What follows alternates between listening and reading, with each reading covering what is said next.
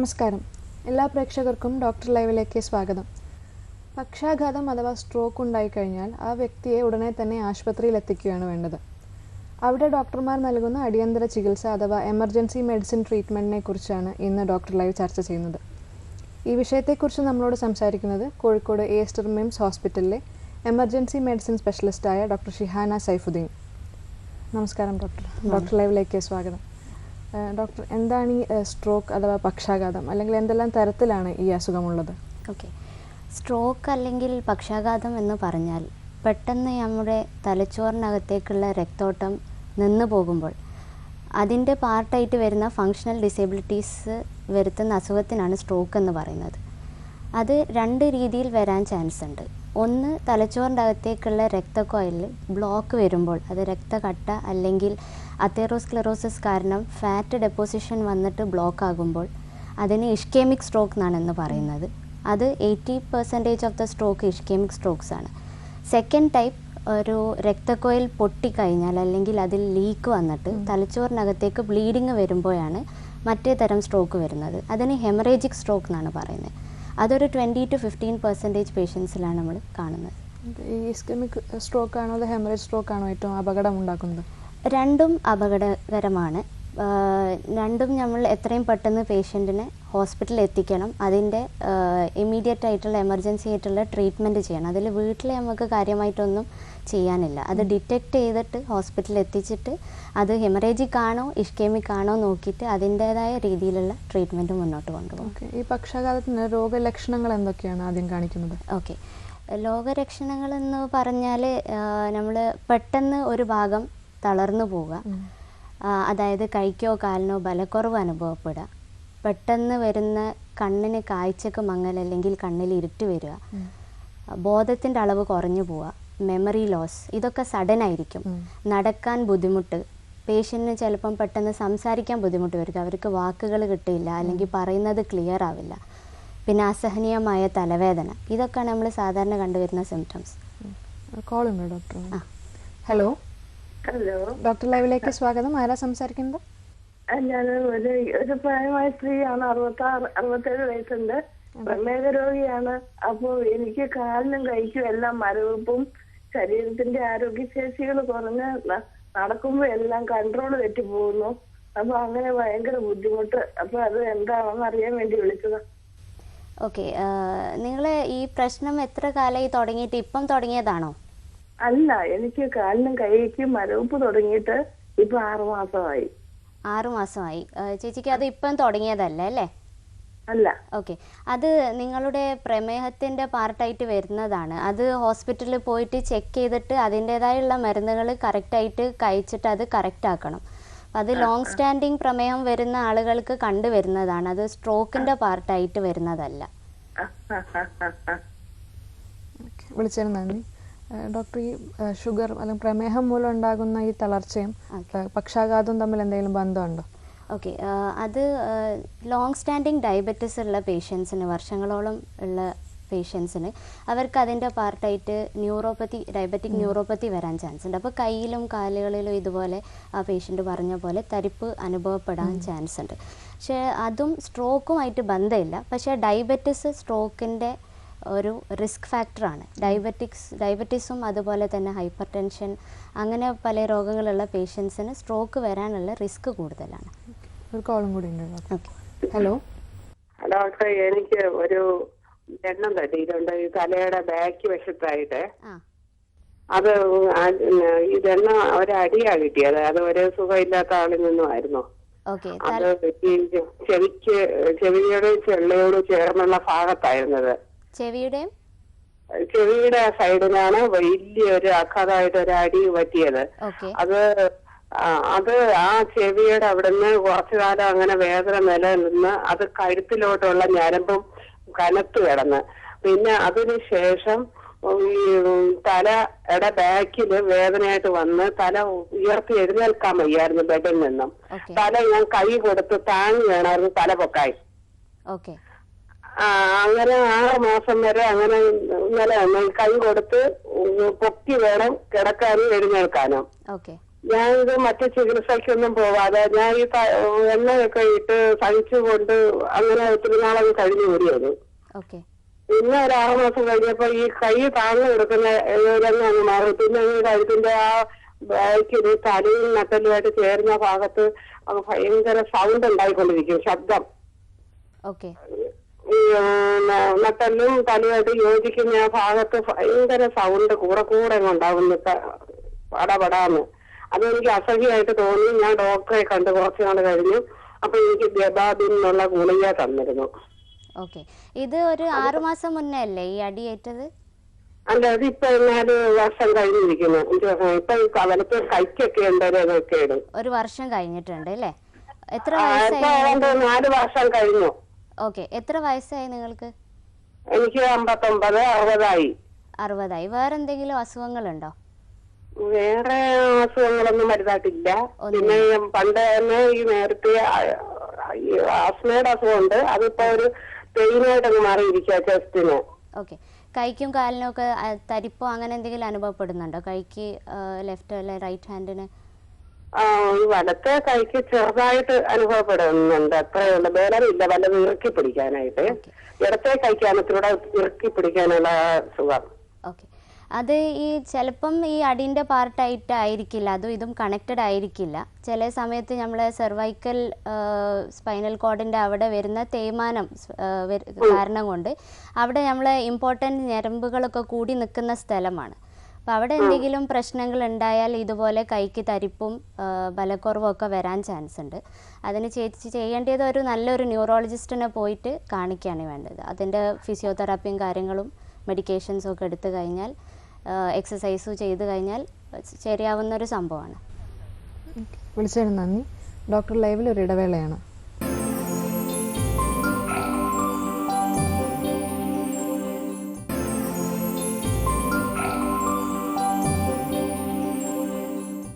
Doctor live തുടരുന്നു.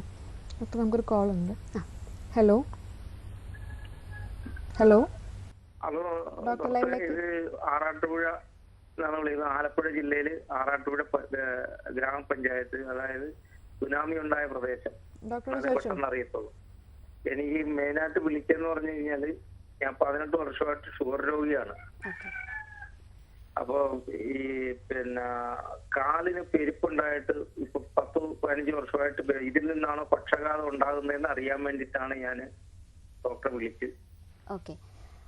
നിങ്ങൾക്ക് കുറെ വർഷങ്ങളായിട്ട് ഡയബറ്റിസ് ഉള്ള പേഷ്യന്റ് ആണ് അല്ലേ? ഷുഗർ ചെക്ക് ചെയ്യാറുണ്ടോ? ഷുഗർ ചെക്ക് ചെയ്യാറുണ്ടോ? ഷുഗർ ചെക്ക് ചെയ്യുന്നുണ്ട്. അത് ചെക്ക് ചെയ്യുമ്പോൾ എത്രയാണ് കൺട്രോൾഡ് ആണ് വരുന്നത്? അത് 160, 140 അങ്ങനെയാ വരുന്നത്. ഓക്കെ. ലോങ് സ്റ്റാൻഡിങ് ആയിട്ട്, അതായത് കുറേ കാലമായിട്ട് ഡയബറ്റിസ് ഉള്ള പേഷ്യൻസിന് വരുന്ന ഒരു സംഭവമാണ് ഈ തരിപ്പ്, നിങ്ങൾ പറയുന്ന കാലിനുള്ള പ്രശ്നങ്ങൾ. അത് കുറേ കാലം ഷുഗറും പ്രഷറും ഉള്ള പേഷ്യൻസിന് വരുന്നതാണ്. അതും ഇപ്പം നമ്മൾ സംസാരിക്കുന്ന പക്ഷാഘാതമായിട്ട് ബന്ധമില്ല. സ്ട്രോക്കിൽ നിന്ന് വരുന്ന ലക്ഷണങ്ങൾ പെട്ടെന്ന് വരുന്നതാണ്, ഒരു സഡൻ ഓൺസെറ്റ് ആയിരിക്കും. ഇത് നിങ്ങൾ ഡയബറ്റിസ് ശരിക്കും കൺട്രോൾ ചെയ്യുക, അതിൻ്റെ മെഡിസിൻസ് റെഗുലറായിട്ട് കഴിക്കുക, റെഗുലറായിട്ട് ബ്ലഡ് ചെക്കപ്പ് ചെയ്യുക, അതാണ് അതിന് വേണ്ടത്. അല്ലാതെ സ്ട്രോക്കായിട്ട് ബന്ധമില്ല. പക്ഷേ ഡയബറ്റിസും നമ്മൾ നേരത്തെ പറഞ്ഞ പോലെ പ്രഷറും കൊളസ്ട്രോളും ഒക്കെ ഉള്ള പേഷ്യൻസിന് സ്ട്രോക്ക് വരാനുള്ള റിസ്ക് ഫാക്ടേഴ്സ് കൂടുതലാണ്. വിളിച്ചതിന് നന്ദി. ഡോക്ടർ, മറ്റൊരു കോളും കൂടി ഉണ്ട്. ഹലോ ഹലോ ഡോക്ടർ ലൈവിലേക്ക് സ്വാഗതം. ആരാ സംസാരിക്കുന്നത്? സാർ, ഞാൻ അത്തോളിന്നാണ്, കോഴിക്കോട് അത്തോളിന്ന്. ഡോക്ടറോട് ചോദിച്ചോളൂ. സാർ, എനിക്ക് കാലിന്റെ മുട്ട്, 2 കാലിന്റെ മുട്ടിന് ഇങ്ങനെ കുഴച്ചൽ, എന്തോ ഒരു കുഴച്ചൽ പോലെ. ഓക്കെ. അത് പക്ഷാഘാതം. ഓക്കെ. ഇത് എപ്പോഴാണ് തുടങ്ങിയത്? ഇത് 2 ആഴ്ച ഇപ്പം കൃത്യമായി തുടങ്ങിയിട്ട്. ഓക്കെ. മുട്ടിന് മാത്രമേ വേദന ഉള്ളൂ? ആ വേദനയല്ല, ഒരു കുഴച്ചൽ, തീരെ ഇരിക്കാൻ നിൽക്കാൻ ഒന്നും കഴിയുന്നില്ല, അങ്ങനെ കുഴഞ്ഞ് വീഴുന്നമായി തോന്നുക. നടക്കാൻ ബുദ്ധിമുട്ടുണ്ടോ?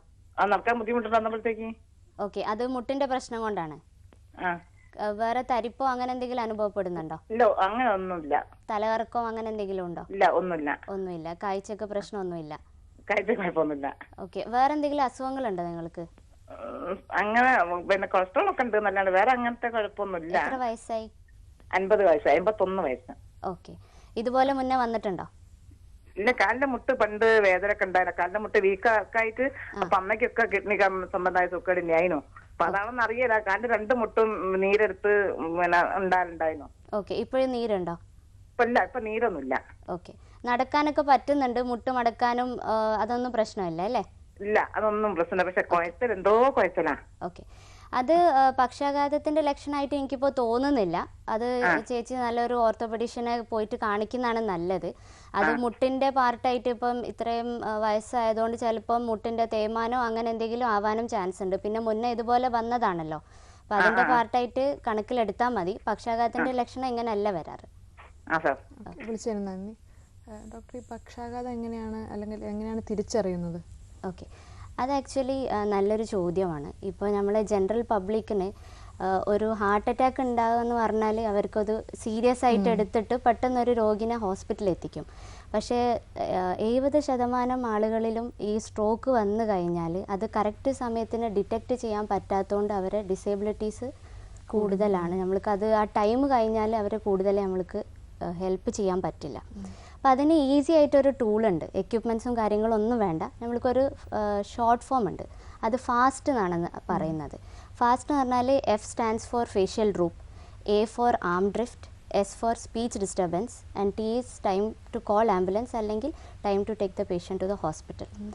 അപ്പം നമ്മൾക്കൊരു പേഷ്യൻ്റ് സ്ട്രോക്ക് സസ്പെക്റ്റ് ചെയ്യുകയാണെങ്കിൽ, നമ്മുടെ വീട്ടിലുള്ള അല്ല നെയ്ബേഴ്സിനാർക്കെങ്കിലും നമ്മൾ സ്ട്രോക്ക് സസ്പെക്റ്റ് ചെയ്യുകയാണെങ്കിൽ ഈ ഒരു ടൂൾ യൂസ് ചെയ്യാം. അപ്പം ഫേഷ്യൽ ഡ്രൂപ്പ് എന്ന് പറഞ്ഞാൽ മുഖത്തിൻ്റെ ഒരു ഭാഗം പെട്ടെന്ന് കോടിപ്പോവുക. അപ്പോൾ അവർ ചിരിക്കുകയാണെങ്കിലൊക്കെ ഒരു മുഖത്തെ ഒരു ഭാഗത്തേക്ക് കോട്ടം വരാൻ ചാൻസ് ഉണ്ട്.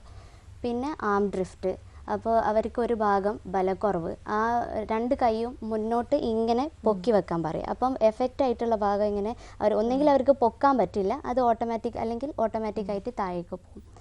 പിന്നെ ഉള്ളത് സ്പീച്ച് ഡിസ്റ്റർബൻസ്, സാധാരണ രീതിയിൽ സംസാരിക്കാൻ പറ്റുന്ന പോലെ പെട്ടെന്ന് സംസാരിക്കാൻ പറ്റാതാകുക, പറയുന്ന വേർഡ്സ് കിട്ടാതിരിക്കുക, സ്ലറിങ് വരിക. അപ്പം ഇതിലേതെങ്കിലും ഒന്ന് ഉണ്ടായാൽ തന്നെ അവരെ പെട്ടെന്ന് നമ്മൾ കഴിയണം പെട്ടെന്ന് വിത്തിൻ മിനിറ്റ്സ് ഹോസ്പിറ്റലിൽ എത്തിക്കുക.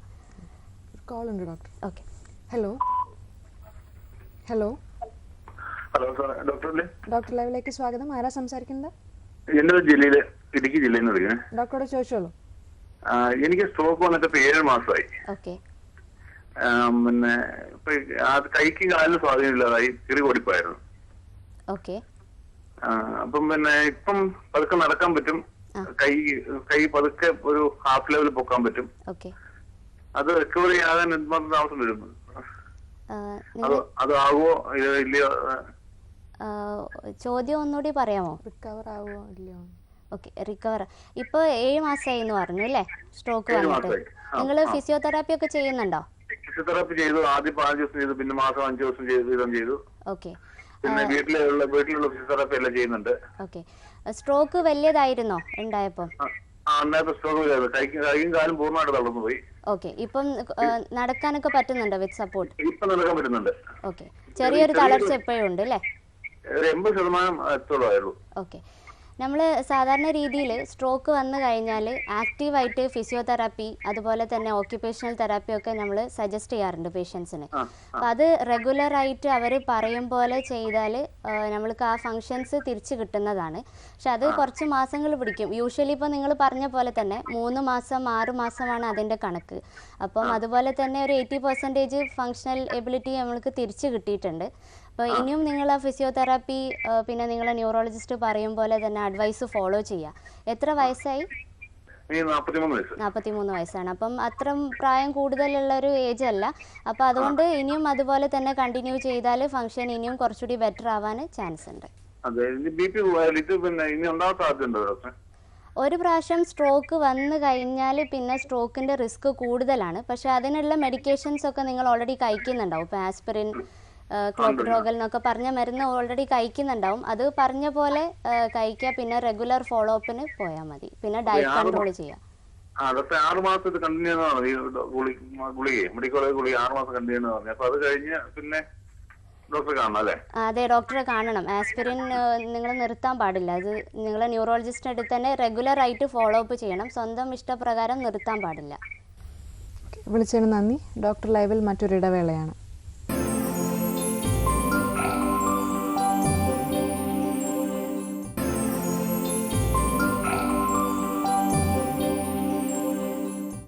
ഡോക്ടർ ലൈവ് തുടരുന്നു.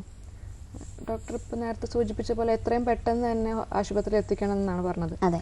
എത്ര സമയത്തിനുള്ളിലുണ്ടോ? അതെ, അത് നമ്മൾ സ്ട്രോക്ക് ഡിറ്റക്റ്റ് ചെയ്ത് കഴിഞ്ഞാൽ കഴിയണം പെട്ടെന്ന് രോഗിനെ ഹോസ്പിറ്റലിൽ എത്തിക്കുക. കാരണം നമ്മൾ ഇതിൻ്റെ ഒപ്പം നമ്മൾ നേരത്തെ പറഞ്ഞ പോലെ 2 തരം സ്ട്രോക്ക് ഉണ്ട്. ഇഷ്കേമിക് സ്ട്രോക്ക് അല്ലെ ഹെമറേജിക് സ്ട്രോക്ക്, രണ്ടും ഡേഞ്ചറസ് ആണ്. പക്ഷേ ഇഷ്കേമിക് സ്ട്രോക്കിൻ്റെ ട്രീറ്റ്മെൻറ്റ് ത്രോംബോലൈസിസ് എന്ന IV ഇഞ്ചെക്ഷൻ കൊടുക്കുന്ന ഒരു മെഡിക്കേഷനാണ്. അപ്പോൾ അത് നമ്മൾ 3 hours അല്ലെങ്കിൽ മാക്സിമം വിത്തിൻ 4.5 hours കൊടുത്തു കഴിഞ്ഞാലേ അതിൻ്റെ എഫക്റ്റ് വരത്തുള്ളൂ. ആ ഫങ്ഷണൽ ഡിസേബിലിറ്റി കുറയ്ക്കാനും ആ ക്ലോട്ട് അങ്ങ് അലിയിച്ച് കളയാനും കൊടുക്കുന്ന മരുന്നാണ്. അപ്പം അത് നമ്മൾ ഈ ഒരു ടൈമിൻ്റെ അകത്ത് കൊടുത്താലേ അത് പ്രോപ്പറായിട്ട് അതിൻ്റെ എഫക്ട്സ് വരുള്ളൂ. അപ്പം അതുകൊണ്ടാണ് നമ്മൾ കഴിയണം പെട്ടെന്ന് പേഷ്യൻറ്റിനെ ഹോസ്പിറ്റലിൽ എത്തിക്കണം എന്ന് പറയുന്നത്.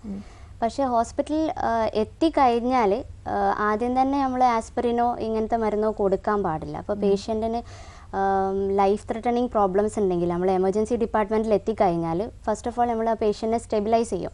എന്നിട്ട് മൊത്തം ഒന്ന് അസസ് ചെയ്തിട്ട് ക്ലിനിക്കൽ എക്സാമിനേഷൻ ഒക്കെ ചെയ്തിട്ട്, കാരണം ഈ ഒരു ഫങ്ഷണൽ ഡിസേബിലിറ്റി പല കാരണങ്ങൾ കൊണ്ട് വരാൻ ചാൻസ് ഉണ്ട്. ഇപ്പം ഷുഗർ കുറഞ്ഞു പോയാൽ, കൂടിപ്പോയാൽ, ചില തരം മൈഗ്രെയിൻ ഹെഡേക്കിലൊക്കെ ഇങ്ങനെ വരാൻ ചാൻസ് ഉണ്ട്. അപ്പോൾ ആ ഒരു അസസ്മെൻറ്റ് പെട്ടെന്ന് ചെയ്തിട്ട് within 60 minutes of arrival in the hospital നമ്മൾ ഒരു CT സ്കാനോ അല്ലെങ്കിൽ MRIയോ എടുപ്പിക്കും. അപ്പം അതിനകത്ത് ഇഷ്കേമിക് സ്ട്രോക്കിൻ്റെ ഫീച്ചേഴ്സ് ആണെങ്കിൽ നമ്മൾ അതിന് വിത്തിൻ ഒരു 2 hours ആ ഹോസ്പിറ്റലിൽ എത്തിക്കഴിഞ്ഞാൽ നമ്മൾ ത്രോംബോലൈസിസ് സ്റ്റാർട്ട് ചെയ്യും. അതെല്ലാം നേരത്തെ പറഞ്ഞ പോലെ ആ 20% പേഷ്യൻസിൽ കാണുന്ന ഹെമറേജിക് സ്ട്രോക്ക് ആണെങ്കിൽ ന്യൂറോ സർജനെ കാണിച്ചിട്ട് സർജറി അപ്രോപ്രിയേറ്റ് ആണെങ്കിൽ അത് അങ്ങനെ നീങ്ങും. ഒരു കോൾ ഉണ്ട് doctor. Okay, hello hello doctor ലൈവിലേക്ക് സ്വാഗതം. ആരാ സംസാരിക്കുന്നത്? ഡോക്ടറോട് ചോദിച്ചോളൂ. ഹലോ ഡോക്ടറെ. പറഞ്ഞോളൂ. എനിക്ക് ഭയങ്കരമായിട്ട് ശ്വാസമുട്ടലുണ്ടായിരുന്നു. അതിന് പരിഹാരത്തിന് വലിക്കുന്ന മരുന്ന് കഴിക്കുമായിരുന്നു. ഓക്കെ. ഇപ്പൊ ശ്വാസമുട്ടലിന് കുറച്ച് കുറവുണ്ട്. പക്ഷെ എന്റെ കാലിന്റെ പാദം രണ്ടും പകുതി വീതം അങ്ങോട്ട് മരക്കുക. ഓക്കെ. ഇത് വയറ്റിൽ വല്ലാത്തൊരു വിഷമം, പിന്നെ വയറ്റിൽ വേദന, ഭക്ഷണമൊന്നും കഴിക്കണമെന്നൊന്നുമില്ല. ഓക്കെ. വേറെ എന്തെങ്കിലും പ്രശ്നങ്ങളുണ്ടോ? കഴുത്തിന് വേദന. ഓക്കെ. നമ്മൾ ആക്ച്വലി ഇന്ന് സംസാരിക്കുന്നത് ശ്വാസമുട്ടിനെ പറ്റിയല്ല. ഇന്ന് സംസാരിക്കുന്നത് നമ്മൾ പക്ഷാഘാതത്തിനെ പറ്റിയാണ്. എന്റെ അമ്മയൊക്കെ പക്ഷാഘാതം വന്നിട്ടാ മരിച്ചുപോയി. അപ്പൊ അതുണ്ടാവുമല്ലോ എന്ന് അറിയാൻ വേണ്ടിട്ടാ. ഓക്കെ. നിങ്ങളിപ്പോ ഈ പറഞ്ഞ ലക്ഷണങ്ങളൊന്നും പക്ഷാഘാതത്തിന്റെ ലക്ഷണങ്ങളല്ല. പക്ഷാഘാതത്തിന് അങ്ങനെ വേദന വരാറില്ല സ്ട്രോക്കിന്. ഇപ്പോൾ നമ്മൾ പറഞ്ഞ പോലെ പെട്ടെന്നൊരു ഭാഗം തളർന്നു പോവുക, സംസാരിക്കാൻ പറ്റാതെ ബുദ്ധിമുട്ട് വരിക, നടക്കാൻ ബുദ്ധിമുട്ട്, ശരീരത്തിൻ്റെ ബാലൻസ് പോവുക, കണ്ണിന് കാഴ്ച നഷ്ടപ്പെടുക, പെട്ടെന്നുണ്ടാവുന്ന ഓർമ്മക്കുറവ്, ഇതൊക്കെയാണ് സ്ട്രോക്കിൽ വരുന്ന ലക്ഷണങ്ങൾ. അപ്പം അതുകൊണ്ട് ഇത് നിങ്ങൾക്ക് ഫാമിലിയിൽ സ്ട്രോക്ക് വന്നതുകൊണ്ട് സാധാരണ ആളുകൾ കാണുന്നതിനെക്കാട്ടും റിസ്ക് കൂടുതലാണ്. അപ്പം അതിനായിട്ട് നിങ്ങളെ BP, ഷുഗർ, കൊളസ്ട്രോളൊക്കെ റെഗുലറായിട്ട് ചെക്ക് ചെയ്യുക. അത് ഹൈ ആണെങ്കിൽ ഓക്കെ. അപ്പം അത് ചെക്ക് ചെയ്തിട്ട് അത് ഹൈ ആണെങ്കിൽ അതിനുള്ള മരുന്ന് കഴിക്കുക, ഡയറ്റ് കൺട്രോൾ ചെയ്യുക, എക്സസൈസ് ചെയ്യുക. ഇതൊക്കെയാണ് നമ്മൾ ശ്രദ്ധിക്കേണ്ട കാര്യങ്ങൾ. വിളിച്ചതിന് നന്ദി സർ. ഡോക്ടർ, ഈ പക്ഷാഘാതം കൂടുതലായിട്ട് വരാൻ സാധ്യതയുള്ള ആൾക്കാർ എങ്ങനെയുള്ളവരാണ്? ഓക്കെ. അതിപ്പം നമ്മൾക്ക് 2 തരം റിസ്ക് ഫാക്ടേഴ്സ് ഉണ്ട്. ഒന്ന് നമ്മൾക്ക് മോഡിഫൈ ചെയ്യാൻ പറ്റുന്ന കാര്യങ്ങൾ, മോഡിഫൈ ചെയ്യാൻ പറ്റാത്ത കാര്യങ്ങൾ. അതിലേറ്റവും ഇമ്പോർട്ടൻറ്റ് നമ്മൾ നേരത്തെ പറഞ്ഞ പോലെ ഹൈപ്പർ ടെൻഷൻ, അതായത് ഹൈ ബ്ലഡ് പ്രഷർ. അത് പ്രോപ്പർ കൺട്രോൾ ഇല്ലാത്ത ചില പേഷ്യൻസ്, ഇപ്പം ബ്ലഡ് പ്രഷറും ഷുഗറിനും ഒക്കെ ഉള്ള പ്രശ്നം എന്താണെന്ന് വെച്ചാൽ പുറത്തേക്ക് അതിൻ്റെ എഫക്ട്സ് നമുക്ക് കാണില്ല. അപ്പോൾ ഒരു പനി വന്നാൽ നമ്മൾ ക്ഷീണിച്ച് കിടക്കും. അപ്പോൾ അതുകൊണ്ട് ജനറൽ പബ്ലിക് അതിൻ്റെ സീരിയസ്നെസ് മനസ്സിലാക്കുന്നില്ല. അവർ ഇറഗുലറായിട്ട് മെഡിസിൻസ് കഴിക്കും. അതുകൊണ്ട് ശരീരത്തിനകത്താണ് അതിൻ്റെ ഡിഫക്ട്സ് വരുന്നത്. അപ്പോൾ റെഗുലറായിട്ട് BP മെഡിസിൻസ് കഴിക്കാം. ഇപ്പോൾ high blood pressure, diabetes, cholesterol, പിന്നെ ഹെവി സ്മോക്കേഴ്സ്, ആൽക്കഹോൾ കഴിക്കുന്ന പേഷ്യൻസ്, ഇതൊക്കെ നമുക്ക് മോഡിഫൈ ചെയ്യാൻ പറ്റുന്ന ഫാക്ടേഴ്സ്. പിന്നെ മോഡിഫൈ ചെയ്യാൻ പറ്റാത്ത ഫാക്ടേഴ്സ് ഒന്ന് ഏജാണ്. ഇപ്പം യൂഷ്വലി എബോവ് 60 ആണ് സ്ട്രോക്ക് കണ്ടുവരുന്നത്. പക്ഷേ യങ് ഏജിലും വരാറുണ്ട്. പിന്നെ ഹെറിഡിറ്ററി, ഇപ്പോൾ നമ്മൾ നേരത്തെ പറഞ്ഞ പോലെ ഫാമിലിയിൽ ഓൾറെഡി വന്നിട്ടുണ്ടെങ്കിൽ റിസ്ക് ഫാക്ടേഴ്സ് കൂടുതലാണ്. പിന്നെ ഓൾറെഡി സ്ട്രോക്ക് വന്നൊരു പേഷ്യൻ്റ് ആണെങ്കിൽ അവർക്കും ഇനി സെക്കൻഡ് ടൈം വരാൻ ചാൻസ് ഉണ്ട്. ഡോക്ടർ, ഇന്നത്തെ സമയം ഇവിടെ പൂർണ്ണമായി. പക്ഷാഘാതത്തെക്കുറിച്ചും അതിനുള്ള എമർജൻസി മെഡിസിൻ ട്രീറ്റ്മെൻറ്റിനെ കുറിച്ചും വിശദീകരിച്ചു തന്നതിന് നന്ദി. Thank you.